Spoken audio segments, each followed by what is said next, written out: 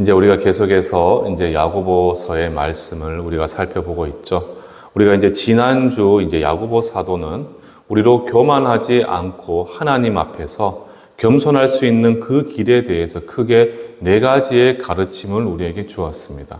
그래서 오직 나는 예수 그리스도께만 복종해라. 그리고 함께 나로 위선과 교만에 빠지도록 만드는 그 마귀의 괴계를 대적해야 한다. 더 나아가서 이제 우리가 하나님을 가까이 하게 될 때 임마누엘의 하나님께서 우리와 함께 할 것이며, 더 나아가서 우리가 내가 주님 말씀 앞에 철저히 낮아져서 겸손해지게 되면 그때 하나님은 우리로 세상 가운데서 나를 존귀하게 높여주실 것이다. 이렇게 우리에게 말씀을 하였습니다. 그리고는 오늘 본문의 말씀을 통해서 야고보 사도는 우리에게 무엇을 이야기하느냐? 우리의 교만에 관한 이야기를 하면서 그 교만함이 나에게 어떠한 부정적인 행동으로 나타나게 되는가? 그러니까 내 안에 있는 그 교만함이 어떻게 나에게 부정적인 모습으로 나타나게 되는가 하는 점에 있어서 상징적으로 크게 2가지의 모습을 우리에게 이야기를 합니다. 그리고는 그러한 모습들을 우리의 삶 가운데서 던져버리고 버릴 것을 지금 우리에게 말씀을 하고 있죠. 그래서 이제 첫 번째 우리가 버려야 되는 교만의 대표적인 모습은 무엇인가 라고 보았을 때 11절에 보시면 야고보 사도는 지금 우리에게 이렇게 고백을 하고 있습니다. 형제들아 서로 비방하지 마라. 그러니까 지금 야고보 사도는 우리에게 무엇을 금할 것을 이야기하고 있죠? 바로 비방하지 마라. 이렇게 우리에게 이야기를 합니다. 비방하지 마라. 그러니까 좀 쉽게 말씀을 드리면 비난하지 마라는 겁니다. 비난하지 마라는 것. 그래서 상대를 비난하고 음해하고 또 이렇게 말로서 상대방으로 끊임없이 깎아내리면서 흠집을 내는 행위, 그러한 행동들을 해서는 안 된다라고 지금 우리에게 이야기를 하고 있죠. 그러니까 뭔가 조금 애매하죠. 비난한다라는 개념하고 내가 교만하다라는 개념하고 무슨 상관관계가 있을까? 그런데 우리가 이제 기억하셔야 되는 것은 누군가를 깎아내리고 비난한다는 것은 내 생각과 내 뜻이 그들보다 더 옳다라는, 그리고 나만이 선이다라고 생각하는 어떻게 보면 독선적이고 이기적인 마음의 표출과도 같습니다. 그렇기 때문에 지금 야고보 사도는 우리에게 무엇을 이야기하고 있느냐? 비난해서는 안 된다. 근데 여기서 우리가 중요한 점은 뭐냐 하면, 우리가 주목해야 될 점이 바로 뭐냐 하면, 지금 야고보 사도는 이 서신을 읽고 있는 이들에 향해서 뭐라고 부르고 있습니까, 여러분들? 바로 형제들아. 이렇게 형제라고 그들은 지칭을 하고 있습니다. 형제. 근데 여러분들 성경에서 이 형제라고 하면 결국 무엇을 의미하는 것이겠습니까?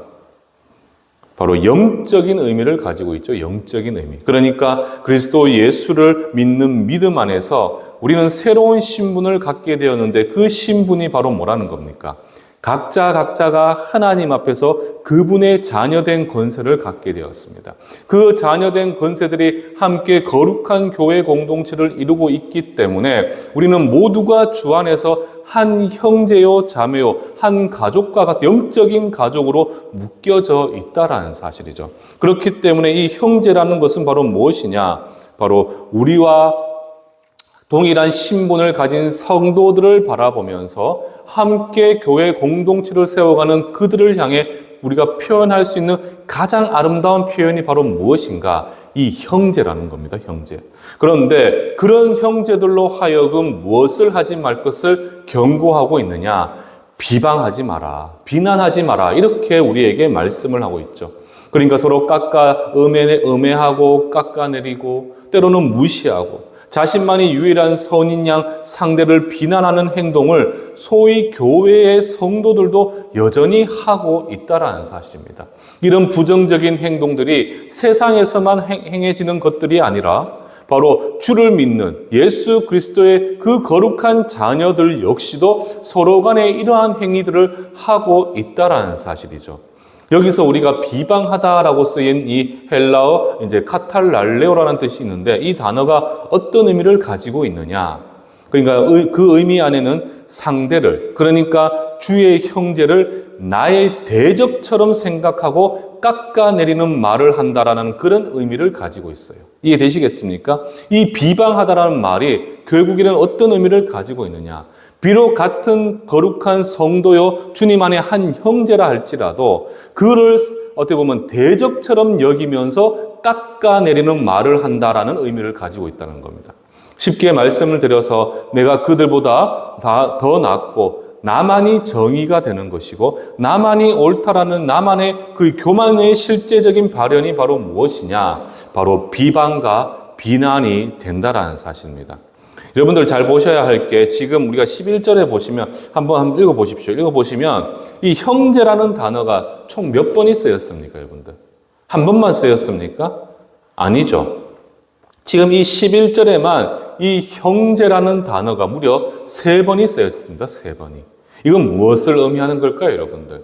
우리가 성경에서 동일한 내용과 동일한 단어가 반복되어 쓰여진다는 것은 결국 무엇을 의미하는 것이겠습니까? 바로 강조한다는 것을 가지고 있어요. 강조의 의미를 가지고 있죠. 결국 우리는 주 안에서 그리스도 보혈의 은혜로 모두가 보잘것없었고 모두가 죄인이었음에도 불구하고 그 하나님의 사랑으로 우리는 이 거룩한 신분을 가질 수가 있게 되었다는 사실입니다. 세상은 갖지 못한 하나님의 거룩한 자녀요 주의 백성이라는 이 놀라운 신분, 세상은 그것을 우리를 향해 조롱하고 멸시하지만 그들은 갖지 못한 유일한 신분을 가진 이들이 바로 저와 여러분들이고, 그렇게 함께 모여인 교회 공동체에서 우리는 서로를 한 형제로 바라보며 서로를 아끼며 사랑할 수 있는 그러한 목적과 이유를 가지고 있다는 사실이에요. 자, 그런데 지금 한 형제라는 이 형제들이라는 이 단어가 무려 3번이나 쓰여진 이유가 바로 무엇인가? 바로 우리는 그 거룩한 신분을 가지고 있고, 특별히 히브리서 2장 11절에 보시면 우리는 모두가 주 안에서 한 형제라 하시면서 뭐라고 이야기를 하고 있느냐? 우리는 한 근원에서 나왔다라고 이야기하죠. 예수 그리스도나 우리나 영적으로 한 근원에서 나왔는데 심지어 예수 그리스도께서 우리를 형제라 부르시기를 부끄러워하지 아니하시고 계신다, 이렇게 이야기를 하지 않습니까? 그만큼 하나님께서는 우리를 존중하고 존귀하고 높여주고 계신 분이 바로 누구시냐? 우리의 예수 그리스도가 된다라는 사실입니다. 그런데 그렇게 예수님께서는 우리를 형제라 부르기를 부끄러워하지 아니하시는데 왜 같은 거룩한 성도들끼리 그 주 안에서 한 형제로 불리기 마땅한 성도들이 왜 그렇게 비난하고 비방하고 상대를 깎아내리면서 말로서 그들에게 상처를 주고 있느냐, 이렇게 지금 우리에게 말씀을 하고 있다는 것이죠. 그리고 두 번째, 이제 우리 교만의 또 어떻게 보면 실제적인 모습은 바로 무엇인가라고 보았을 때 11절을 계속해서 읽어보시면 뭐라고 이야기합니까?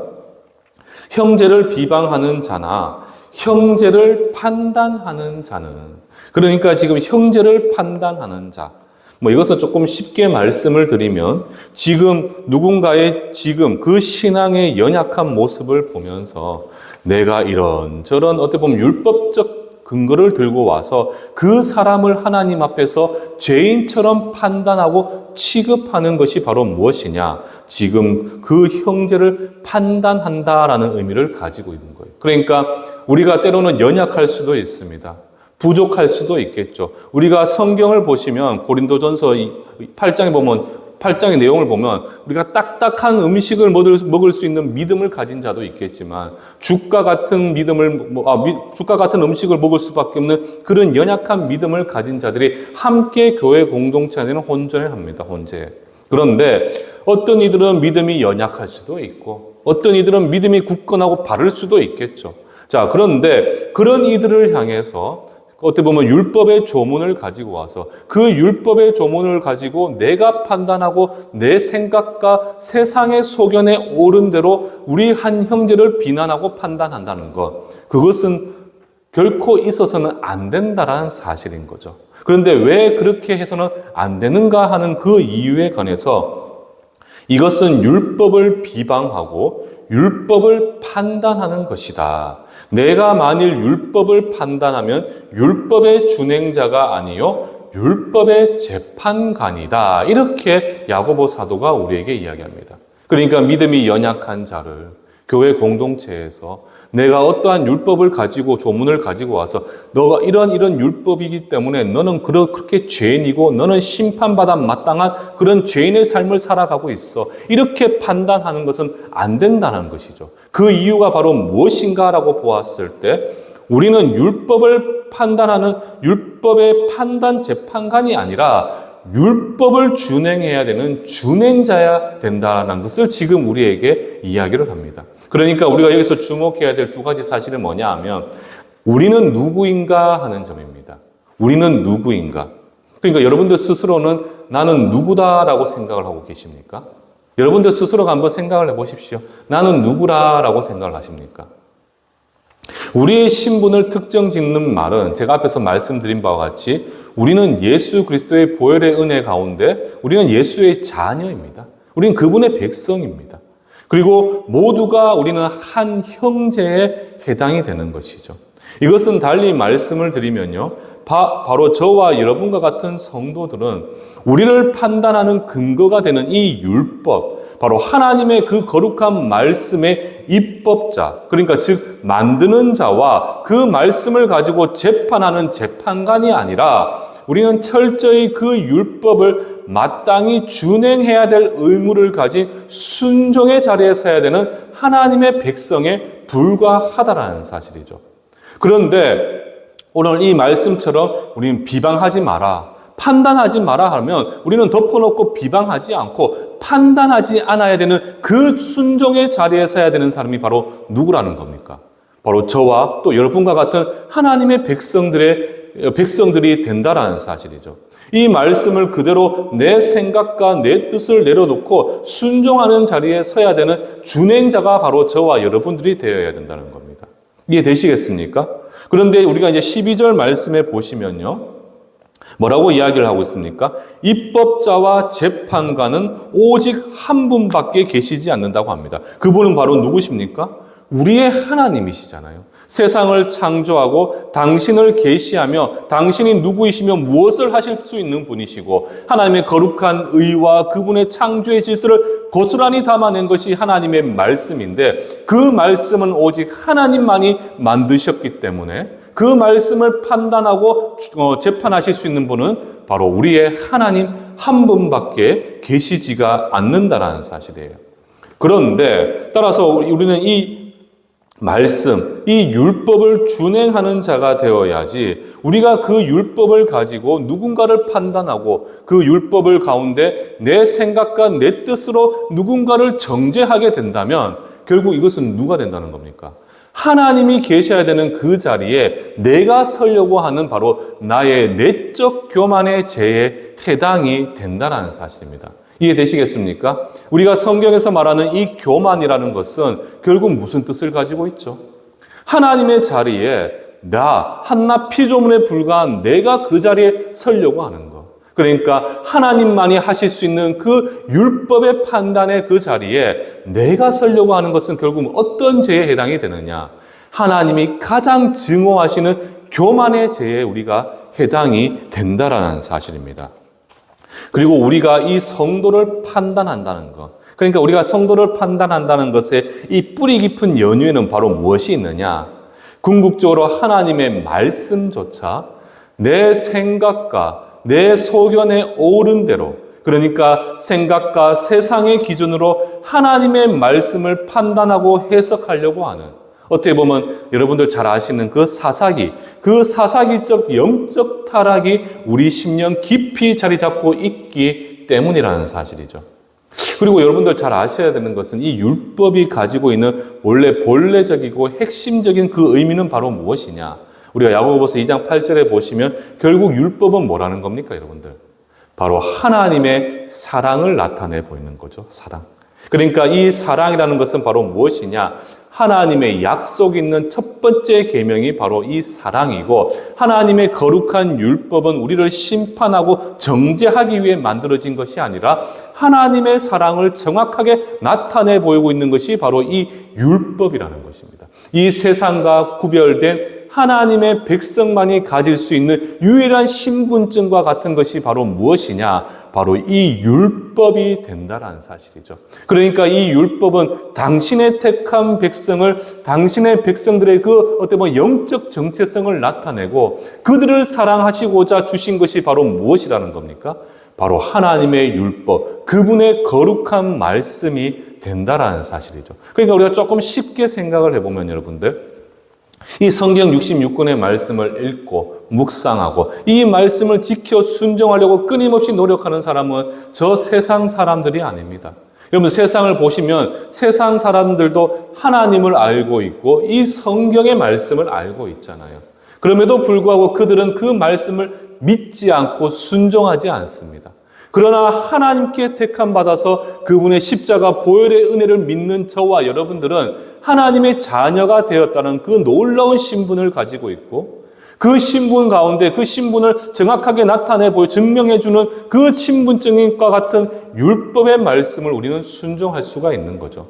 그래서 율법을 순종하고 하나님의 말씀을 순종함을 통해서 우리는 하나님의 거룩한 백성다운 삶을 살아내며 이 땅 가운데 주의 영광을 나타내 보일 수가 있다는 거예요.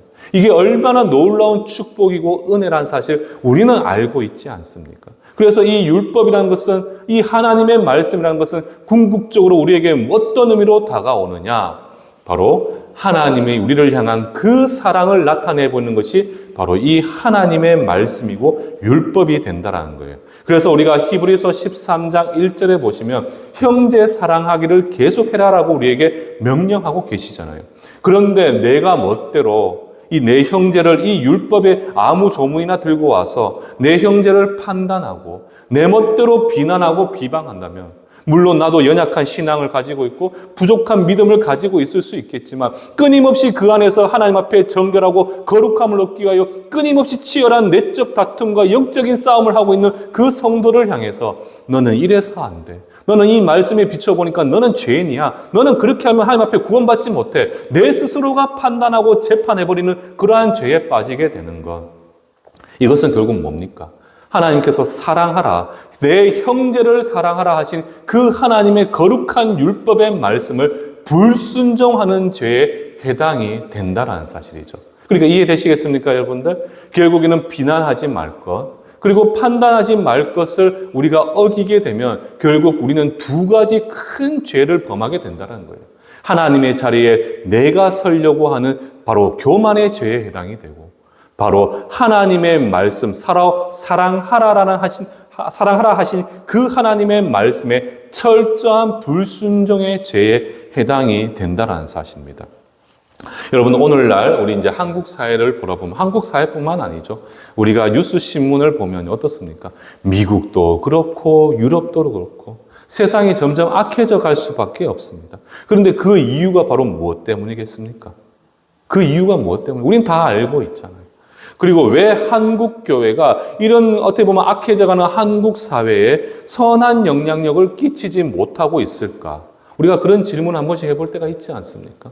하나님의 말씀은 진리의 말씀이고 이것은 모든 이들에게 생명의 말씀이 되는데 왜 우리 한국 교회가 그 말씀을 받들어 우리가 섬기고 있으면서 왜 그럼에도 불구하고 한국 교회가 점점 영적으로 악해져가는 이 한국 사회에 그렇게 선한 영향을 끼치지 못하는 이유가 바로 무엇일까? 어느 순간부터 우리 안에도 이렇게 율법의 준행자가 아니라 어느 순간부터 우리부터 판단 자리에 서서 하나님 앞에서 우리가 교만해지다 보니까 사람들 앞에서 당연히 서로를 판단하고 서로를 어떻게 보면 급을 나누어서 서로를 무시하고 서로를 비난하고 깎아내리려고만 하다만 보니까 그렇게 우리는 당연하게 교만함에 빠지게 되고, 그러다 보니까 어떻습니까? 서로를 관용하고 서로를 위로하고 그 사랑으로 섬겨야 되는 교회가 어느 순간부터 이 세상의 시선에는 기득권처럼 보이게 되었다는 사실이에요.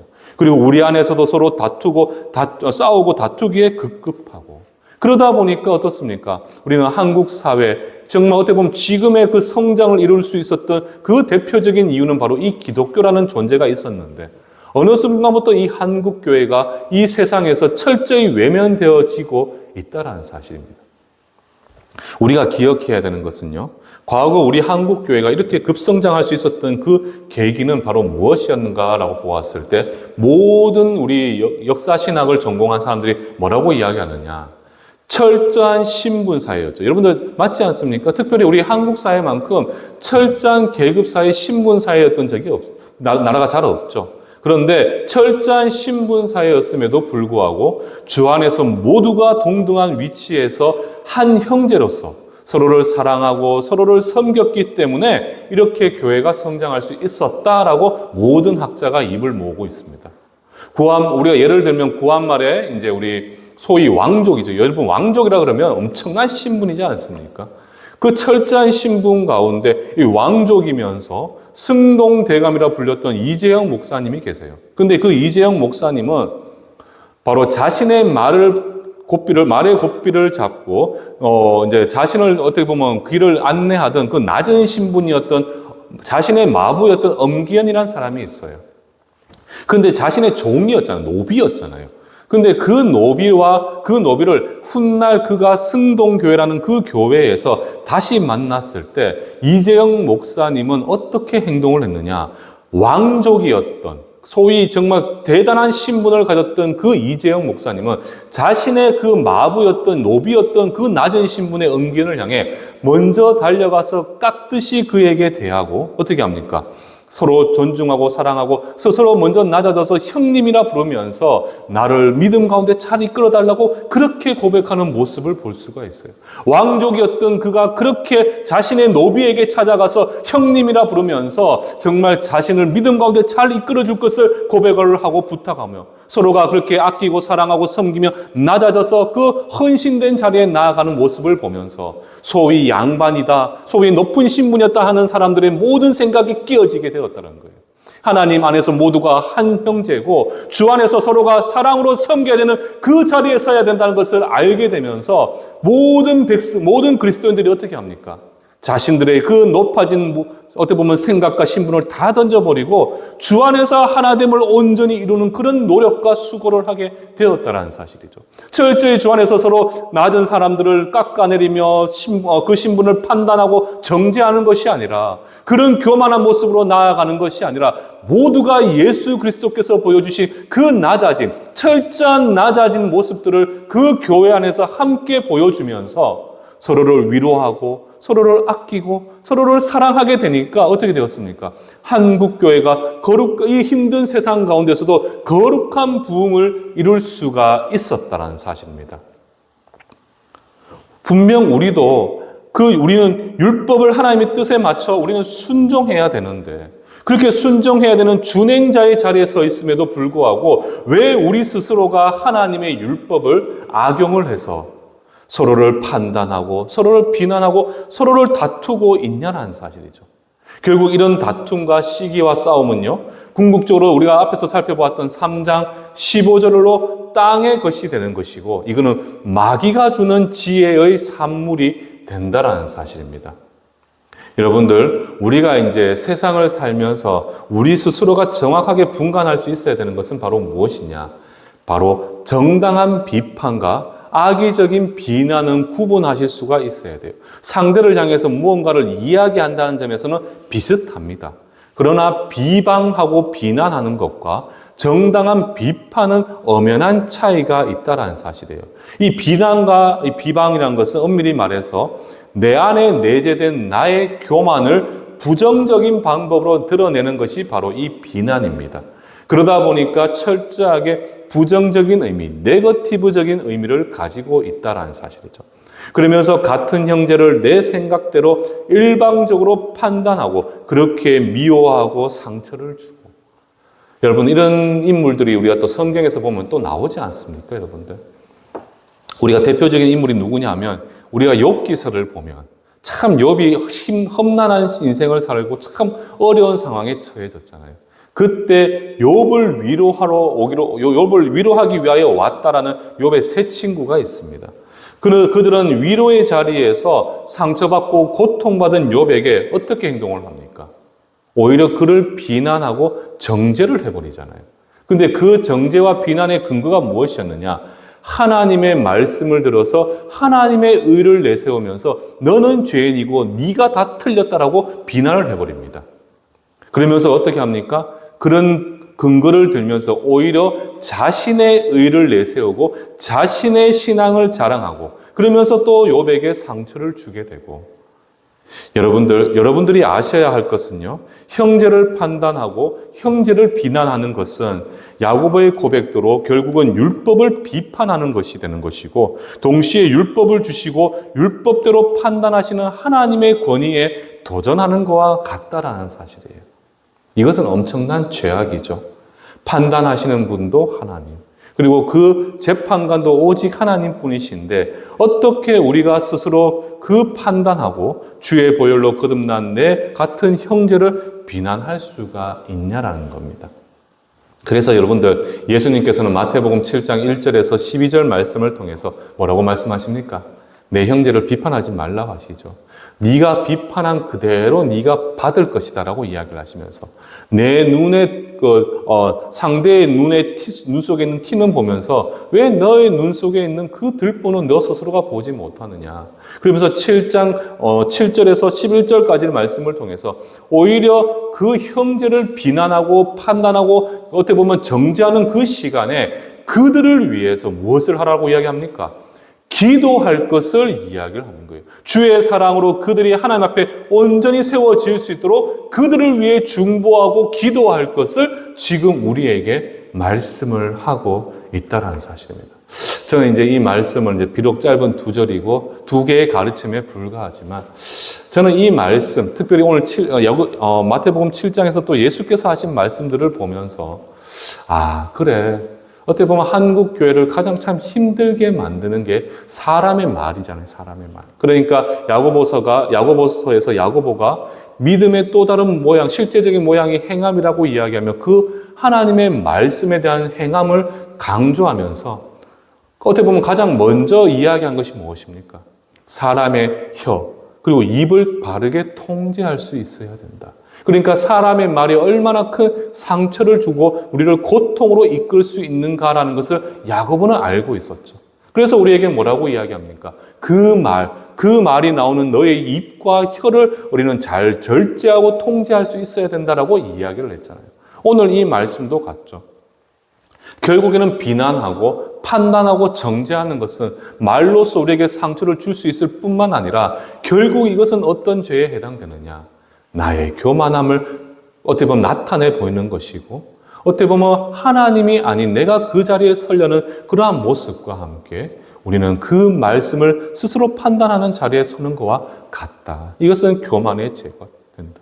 저는 여러분들이 이제 우리가 교회에서 신앙생활을 하다 보면 참 이런 어려운 일들 많이 경험을 합니다. 이런 사람 만날 수 있고 저런 사람 만날 수 있고 또 이런 상황에 내가 놓일 수도 있고 저는 이제 이전에 부목사로 있을 때 큰 교회에 있었다 보니까 정말 여러분 보십시오. 제가 맡았던 교구만 해도 한 교구에 500명이 있어요. 500명. 제가 맡았던 교구의 성도 수가 한 500명 되는데 얼마나 다양한 사람들이 많겠습니까, 여러분들? 직장군도 다양하고 학벌도 다양하고 내가 처해 있는 살아가는 그 환경도 다양하고 참 사람들이 다양하다 보니까 어떤 문제가 있겠습니까?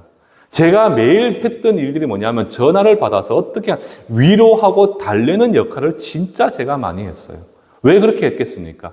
오늘은 누군가에게 저 말이 상처가 되고 오늘은 누군가가 저런 행동을 해버렸고 오늘은 순장님하고 성경 공부를 하는데 이 말씀을 들어가지고 너는 죄인이고 너는 잘못되었다고 끊임없이 비난하고 비판하고 판단하고 정죄하고 그런 일들이 매일 내 삶에 비일비재하니까 자기들은 예수님을 통해서 사랑받고 위로받고 회복되기를 원하는데 오히려 교회에 오니까 더 상처를 받을 수밖에 없다라고 이야기를 해요. 그러면서 그 상처 가운데 나는 참 너무나 힘들어서 오히려 세상 사람과 비교했을 때 세상 사람들이 더 좋아 보인다라고 이야기를 하는 거죠. 하나님의 사랑이 있고 그분의 사랑의 증거인 이 율법의 말씀이 우리에게 주어져 있어서 우리는 그것을 순종하기만 하면 서로를 위해 섬기고 위로하고 회복의 은혜를 베풀 수가 있는데 그렇게 하지 못한다는 거예요. 왜? 우리는 어느 순간부터 이 말씀을 순종하고 준행해야 되는 자리에 서야 되는 우리가 그 말씀을 판단하고 그 말씀을 가지고 판단하고 재판하는 재판관의 자리에 섰다는 거예요. 얼마나 교만한 모습입니까? 우리 교회가, 한국 교회가 지금의 세상 가운데서 다시금 예전의 그 신뢰의 모습을 회복하기 위해서는 어떻게 해야 되겠습니까? 우리가 낮아져야 되는 거예요. 우리가 철저하게 낮아져야 되는 거예요. 정당하게 하나님의 말씀을 가지고 그들의 죄를 우리가 이야기를 해야 되겠죠. 대표적인 것이 뭡니까, 여러분들? 지금 오늘날 차별금지법과 같이 동성애와 같은, 그러니까 하나님의 거룩한 법과 질서에 반하는 그 죄악된 것들에 대해서는 정당하게 하나님을 향한 그 말씀을 가지고 그들을 우리가 정당하게 비판을 하고 그것을 반대해야 되겠죠. 그런데 어느 순간부터 예수를 믿는다는 이유만으로, 교회를 다닌다는 이유만으로 나만 선한 이가 되고 나만 거룩하고 의로운 이라고 생각을 하면서 세상 모든 사람들을 다 죄인 취급해버린다는 것. 그러니까 그들은 하나님 앞에서는 죄인이겠지만 우리가 말로써 그들에게 끊임없이 비판이 아니라 비난하고 정죄하고 그들이 판단해버리게 된다면 과연 그들이 우리를 향해서 신뢰하고 그들이 과연 우리 앞에 우리를 바라보면서 하나님의 거룩한 전으로 나아올 수가 있겠냐는 사실이죠. 여러분들, 복음을 전하는 그 일은요, 다른 거 없습니다. 여러분들, 예수 믿으십시오라고 선포하는 것이 첫 번째고, 당당하게 세상을 향해서 예수의 복음을 전하는 것이 중요하겠지만, 더 나아가서 내 삶을 통해, 나의 모습을 통해 무엇이 나타내 보여져야 되느냐.